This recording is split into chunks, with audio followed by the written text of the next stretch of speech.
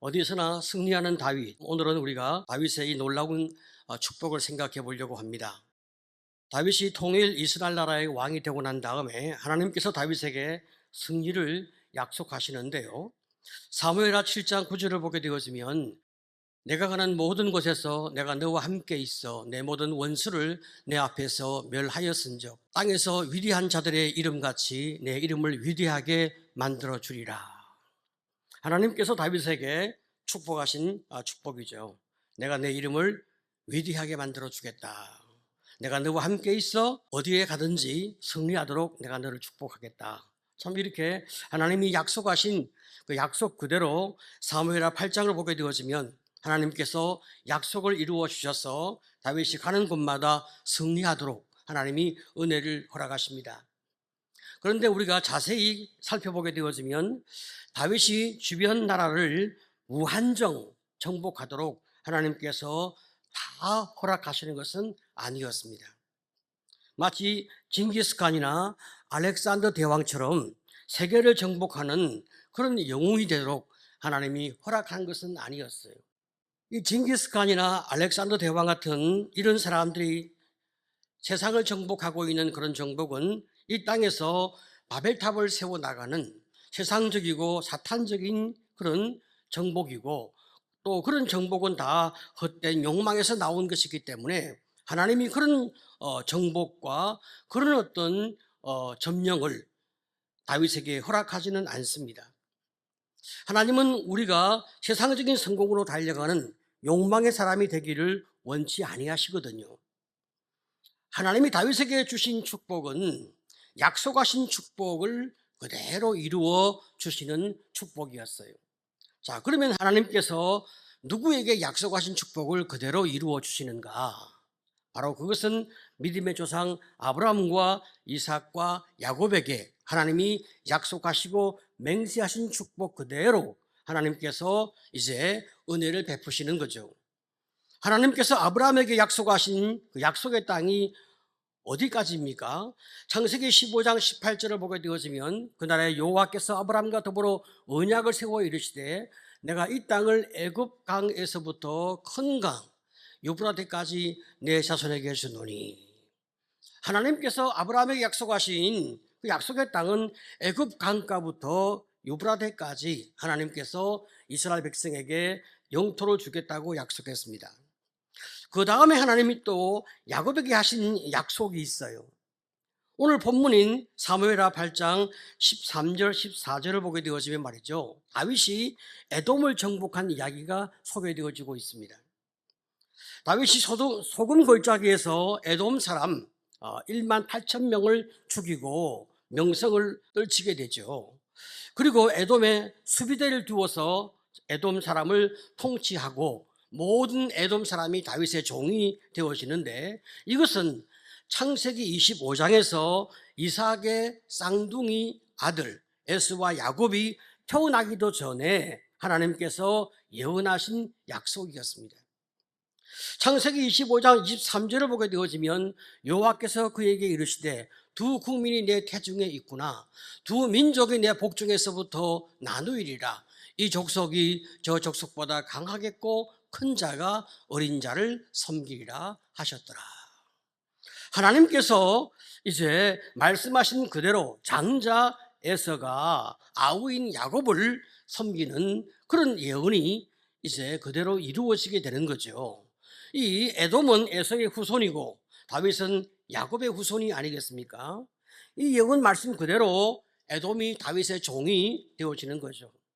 하나님이 오래전에 약속하신 그 약속이 이제 다윗을 통해서 다 이루어지게 됩니다. 하나님께서 아브라함에게 하신 약속, 이삭에게 하신 약속, 그리고 야곱에게 하신 약속이 있는데, 이 약속을, 이 축복을 받을 만한 사람이 이제 나타나니까, 바로 그 사람이 다윗이 아니겠습니까? 받을 만한 사람이 나타나니까 하나님이 다윗을 통하여 약속하신 약속을 다 이루어 주시는 거죠. 자, 그러면 다윗은 왜 이렇게 축복을 받을 만한 그런 사람이 되었을까? 우리는 성경을 통하여 크게 세 가지 이유를 찾게 되어집니다. 첫 번째는 말이죠. 다윗은 절대적으로 하나님 말씀에 순종하는 삶의 자세를 취합니다. 하나님은 말이죠. 이스라엘 백성의 힘이 그들 자신에게 있지 아니하고 오직 하나님께 있음을 알도록 하기 위하여 그들이 말을 많이 두지 말라고 모세를 통하여 말씀하셨어요. 신명기 17장 14절 이하를 보게 되어지면 내가 내 하나님 여호와께서 내게 주시는 땅에 이르러 그 땅을 차지하고 거주할 때에 만일 우리도 우리 주위의 모든 민족들 같이 우리 위에 왕을 세워야겠다는 생각이 나거든 반드시 내 하나님 여호와께서 택하신 자를 내 위에 왕으로 세울 것이며 그는 병마를 많이 두지 말 것이요. 전쟁에 나가서 싸울 수 있는 그런 그 병마를 많이 두지 말라. 그렇게 하나님이 명령을 하셨단 말이죠. 자, 그러니까 이스라엘 나라의 왕이 되는 사람은 말을 많이 두면 안 되는 거죠. 그 당시의 말은 강력한 군사력을 의미했습니다. 말을 많이 가진 나라가 전쟁에서 승리할 가능성이 높아지는 거죠. 자, 그러니까 이스라엘 백성들에게 하나님께서 말을 많이 두지 말라 그렇게 말씀하신 겁니다. 말을 많이 두게 되어지면 전쟁의 승리가 말의 힘에 있다고 생각하게 된단 말이죠. 전쟁의 승리는 하나님께서 주시는 것이고 전쟁과 역사는 하나님에 의해서 이루어지는 것인데 우리가 이 땅에서 많은 무기가 있고 이 땅에서 우리의 힘이 많게 되어지면 우리의 무기와 우리의 무력과 우리의 힘에 의해서 우리가 우리를 지킬 수 있다고 생각할 수 있잖아요. 그러니까 하나님께서 말을 많이 두지 말라 그렇게 말씀하신 거죠. 사람은 말이죠 잘 무장되어지고 또 좋은 무기가 많게 되어지면 하나님을 의지하는 마음이 점점 작아지면서 자기 자신을 또 우리의 힘을 나타내고자 하는 욕구가 있는 것이 인간이거든요. 이게 인간의 교만이고 인간의 어리석음이 아니겠습니까? 자, 그래서 하나님께서 이제 가나안 땅을 정복하기에 앞서서 여호수아에게도 동일한 명령을 이제 내리시는 거죠. 여호수아 11장 6절 9절에 보게 되었으면 여호와께서 여호수아에게 이르시되 그들로 말미암아 두려워하지 말라. 내일 이맘때에 내가 그들을 이스라엘 앞에 넘겨주어 몰살시키리니 너는 그들의 말 뒷발의 힘줄을 끊고 그들의 병거를 불사르라 하시니라. 여호수아가 여호와께서 자기에게 명령하신 대로 행하여 그들의 말 뒷발의 힘줄을 끊고 그들의 병기를 불러 살랐더라. 그렇죠?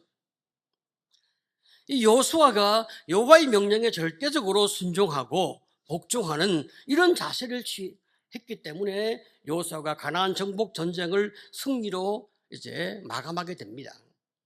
또 이 여호수아가 주님이 말씀하시는 그대로 이제 말 뒷발에 힘줄을 끊고 병거를 불사르는 이런 자세를 취하게 되어지죠. 자, 이렇게 여호수아가 가나안 정복 전쟁의 가장 중요한 승리의 비결이 무엇이냐 이렇게 묻게 되었으면 그것은 주의 말씀에 대한 절대적인 순종이었단 말이에요. 지금 다윗이 하나님 명령에 대하여 절대적인 순종을 하고 있는 거죠. 오늘 우리가 이 새벽에 나와서 주의 말씀을 잘 경청하려고 애를 쓰고 있습니다. 무엇 때문입니까? 말씀을 듣고 말씀 그대로 우리가 순종함으로 말미암아 우리가 주님 앞에 은혜를 입는 주님의 자녀가 되고자 하는 거룩한 마음 때문에 우리가 이 새벽에 나왔잖아요. 아멘? 네, 그렇죠. 자, 그런데 말이죠. 어떤 분은 하나님 말씀이 내게 선포되어도 내 마음에 와 닿는 말씀만 순종하려고 하는 사람이 있어요. 여러분, 다윗은 그런 자세를 취한 것이 아닙니다. 하나님이 말씀하시면 무조건 믿음으로 순종하려고 노력을 한 거죠. 그러니까 다윗이 전무후무한 왕이 되어지고 하나님 마음에 합당한 왕으로 하나님께서 그를 축복하게 되지 않겠어요? 우리가 높은 수준에서 주의 말씀에 순종하고 있을 때 얼마나 우리 인생이 형통해지겠습니까? 자, 그러면 다윗이 어떻게 전쟁을 잘했나? 살펴보게 되었으면 사무엘하 8장 3절로 8절에 보게 되었으면 다윗이 소바왕 하닷에셀을 공격하게 되어지는데 이 소바는 말이죠, 아람과 다메섹 지역을 소바라고 말하고 있어요. 이 소바왕 하닷에셀이 다윗을 쳐서 자기 세력을 확장시켜 가려고 다윗을 향하여 선전포고하고 전쟁하러 나왔습니다. 자, 그런데 다윗이 하닷에셀을 쳐서 그를 완전히 이제 섬멸시키죠. 그에게 병거가 1000대가 있었는데 다윗이 100대만 남기고 900대를 완전히 파괴하고 다 그 말들, 그 뒷발의 힘줄을 다 끊었습니다. 사무엘하 8장 4절을 보게 되어지면 그에게 마병 1700명과 보병 2만 명을 사로잡고 병거 100대의 말만 남기고 다윗이 그 외에 병거의 말은 다 발의 힘줄을 끊었더니, 여러분 이 병거는 말이죠, 말이 이끄는 전차잖아요. 매우 빠르고 강력하죠. 요즘 말로 말하면 장갑차, 탱크 이런 역할을 하는 것이 그 당시의 병거였습니다. 무시무시한 역할을 한 것이 바로 병거였어요. 그런데 100대만 남기고 900대를 다 부수었단 말이죠. 그리고 말의 발줄의 힘을 다 끊어버리지 않습니까? 어떻게 보면 너무 아까운 생각이 들 때가 있어요. 아니 그걸 그대로 두면 우리 국방에 도움이 될 텐데 왜 그걸 다 그렇게 해버리나, 이런 어떤 여운이 우리 마음 가운데 남게 되어집니다. 자, 여러분 그런 마음이 있으면 있을수록 우리가 주의 말씀에 더 순종하기 어려워지는 거죠. 자, 이렇게 병거를 부숴버리고 말의 힘줄을 끊어버리는 이런 행동을 하는 것은 세상의 힘으로 다윗의 나라가 세워지는 것이 아니라 하나님의 약속과 성취하시는 그 축복으로 말미암아 세워지는 나라가 이스라엘 나라인 것을 온 세상에 보여주려 하시는 하나님의 뜻이 있단 말이죠. 자, 그래야 온 세상이 하나님을 바라보고 구원받고자 주님 앞에 나오지 않겠어요? 다윗이 쓴 시편 20편 7절을 보게 되어지면 어떤 사람은 병거, 어떤 사람은 말을 의지하나 우리는 여호와 우리 하나님의 이름을 자랑하리로다. 누구나 다 자기의 어떤 그 무엇을 의지할 수 있는 마음이 있겠죠. 무력이 있으면 무력을 의지하고 병거나 말이 있으면 그것을 의지하고 싶은 마음이 들겠죠. 자, 그런데 다윗은 하나님의 이름을, 하나님을 의지한다고 고백하고 있는 거예요. 인간적인 어떤 그 무엇을 의지하는 것이 아니라 오직 여호와를 의지하는 그 믿음으로 살아가는 성도, 하나님이 얼마나 축복하겠습니까? 오늘 여러분이 이런 삶의 길을 걷기를 간절히 축복합니다. 아멘. 이제 본문 5절을 보게 되었으면 말이죠, 다윗이 소바왕 하닷에셀을 칠 때에 다메섹의 아람 사람들이 이 소바왕을 돕기 위해서 함께 나오게 되어지죠. 이때 다윗이 아람 사람 2만 2천 명을 죽이고 또 아람의 수비대를 두게 되었습니다. 자, 이런 승리의 배경에 대하여 성경은 어떻게 말씀하고 있는가? 8장 6절이죠. 다윗이 다메섹 아람의 수비대를 두매 아람 사람이 다윗의 종이 되어 조공을 바치니라. 다윗이 어디로 가든지 여호와께서 이기게 하시니라. 자, 누가요? 여호와 우리 하나님께서 다윗이 어디로 가든지 이기게 하셨습니다.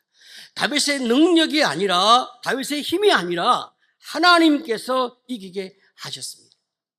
오늘 여러분 참으로 우리가 이런 은혜를 입을 때 얼마나 우리 인생이 신나고 행복하고 재미가 있겠습니까? 그런데 그 비결이 무엇이냐? 첫 번째 비결은 하나님을 절대적으로 의지하면서 말씀에 순종하는 이런 자세를 취한 것이 바로 그가 얻은 축복의 비결이었단 말이죠. 만약에 여러분 사울왕 같았으면 어떻게 했을까요? 사울왕 같았으면 계속 승리를 했다. 그러면 이 사람은 당장 자기의 기념비를 세웁니다. 참 너무나 이 사울왕과 다윗이 달라요. 자기를 나타내고 자기 영광을 이제 드러내어서 많은 사람에게 칭송을 받고자 하는 욕구로 가득 차 있는 사람이 사울왕이었습니다. 그런데 다윗은 승승장구하고 있지만 자신을 자랑하거나 자신이 영광을 받고자 하는 마음이 있지 않았습니다. 이 모든 것이 하나님의 은혜임을 알고 하나님께 감사하는 삶의 길을 걸어가는 것입니다. 오늘 여러분, 우리의 삶이 형통할 때 하나님께 감사하는 성도가 되시기를 축복합니다. 아멘. 다윗은 이렇게 아브라함과 이삭과 야곱에게 약속하신 축복을 받을 만한 또 다른 증거가 있는데, 그것이 바로 두 번째 증거죠.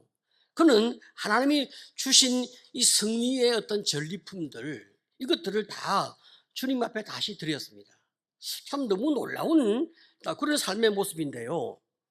사무엘하 8장 7절을 보게 되었으면 다윗이 말이죠, 하닷에셀의 신복들이 가진 금방패를 빼앗아서 예루살렘에 가져와서 8절에 보면 다른 고을에서도 매우 많은 옷을 또 빼앗아 왔거든요. 그 다음에 9절로 12절을 보게 되었으면 다윗이 하닷에셀을 무찌르자 평소에 하닷에셀과 전쟁 중에 있던 하맛 왕 도이가 그의 아들 요담을 시켜서 다윗 왕을 축복하면서 은과 금과 노소로 된 그릇을 많이 가지고 와서 다윗에게 바칩니다. 그런데 다윗이 그 모든 전리품, 그 모든 조공품을 여호와께 드렸습니다. 사무엘하 8장 11절 12절을 보게 되었으면 다윗 왕이 그것도 여호와께 드리되 그가 정복한 모든 나라에서 얻은 은금 곧 아람과 모압과 암몬 자손과 블레셋 사람과 아말렉에게서 얻은 것들과 소바왕 르홉의 아들 하닷에셀에게 노력한 것과 같이 드리니라. 주님께 다 드리는 거예요. 모든 전리품을 자원하여 주님께 드렸습니다. 이것은 또 여러분 사울왕과 얼마나 많이 비교가 되는지 모릅니다. 하나님께서 사울왕에게 말이죠, 명령을 주어서 아말렉과 전투를 하여 아말렉을 정복한 다음에 아말렉의 모든 것을 다 죽이라고 이야기합니다. 사람이든 짐승이든 모든 것을 다 죽이라고 명령했어요. 그런데 사울왕이 말이죠, 주의 명령에 순종하지 않고 이제 나쁜 것, 좋지 못한 것, 그런 것들은 다 죽여. 그런데 좋은 가축은 자신을 위해 다 남겨두는 거예요. 그리고 또 자기의 명예를 위해서 이 아말렉 왕 아각도 살려두었습니다. 자기의 유익을 위해서나 자기의 어떤 명성을 위해서 필요하다고 하면 주의 말씀에 대하여 불순종하는 것을 두려워하지 않았습니다. 그런데 다윗은 얼마나 다릅니까? 철저하게 하나님 말씀에 순종하면서 내가 자원하여 내가 얻은 왕의 어떤 전리품까지도 다 주님께 드리는 거죠. 왜 이런 마음을 가졌을까요? 이 전쟁의 승리가 나의 능력 때문이 아니고 하나님의 축복 때문에 얻은 승리이니까 내가 당연히 주님께 드려야 한다, 이런 마음을 가지고 기쁜 마음으로 자원하여 드렸습니다. 우리가 말이죠, 이 말씀을 묵상하면서 우리 삶에 적용해 보려고 하면 참 우리가 조금 어려워지는 거죠. 다윗은 자신의 모든 것을 100% 다 드렸다. 그래도 다윗은 부자로 살았습니다. 왕이니까. 하지만 우리는 그렇지 않잖아요. 그러니까 우리는 우리에게 주어진 여러 가지 많은 어떤 재물을 하나님이 허락하신다고 하면 우리는 믿음대로, 적절한 우리의 믿음대로, 또 성경이 말씀하고 있는 말씀대로 우리가 11조와 여러 많은 예물을 드리고 주님께 감사하면 되지, 우리는 또 먹고 살지 못할 정도로 다 털어서 바치면 또 어떻게 하겠습니까? 그렇죠? 우리가 말씀에 대한 적용을 할 때 적절하게 적용을 해나가는 또 지혜가 필요합니다. 믿으시기를 축복합니다. 아멘. 세 번째로 다윗은 무엇 때문에 이렇게 하나님이 승리의 축복을 허락하셨냐라고 말씀할 때 그는 사람들에게 사랑과 공의를 잘 베풀었습니다. 주의 말씀에 대하여 절대적인 신뢰를 품고 순종하지만 사람에게 사랑과 정의를 베푸는 거예요. 사무엘하 8장 15절을 보게 되었으면 다윗이 온 이스라엘을 다스려 다윗이 모든 백성에게 정의와 공의를 행할세. 참 여러분, 우리 마음에 참 이 평안을 주는 좋은 단어가 정의와 공의를 행하였다는 거예요. 다윗이 말이죠, 직책을 줄 때도 그냥 준 게 아닙니다. 정의와 공의에 따라서, 그의 수고에 따라서, 헌신에 따라서 공정하게 다윗이 직책과 상을 주는 거예요. 그래서 우리 성경을 보게 되어지면 요압이 군대 사령관이 되어지고, 여호사밧은 사관이 되고, 사독과 아비아달은 제사장이 되고, 스가랴는 서기관이 됩니다. 브나야는 그렛과 블레 사람을 관할하게 되어지고, 다윗의 아들들은 대신이 되어집니다. 역대상 11장을 보게 되어지면 여부스 사람을 치고 다윗성을 빼앗을 때에 가장 앞장선 사람을 지휘관으로 삼겠다, 다윗이 그렇게 이제 약속을 합니다. 그런데 제일 앞장선 사람이 요압이었어요. 그뿐 아니라 모든 전쟁에 가장 앞장선 사람이 요압이었어요.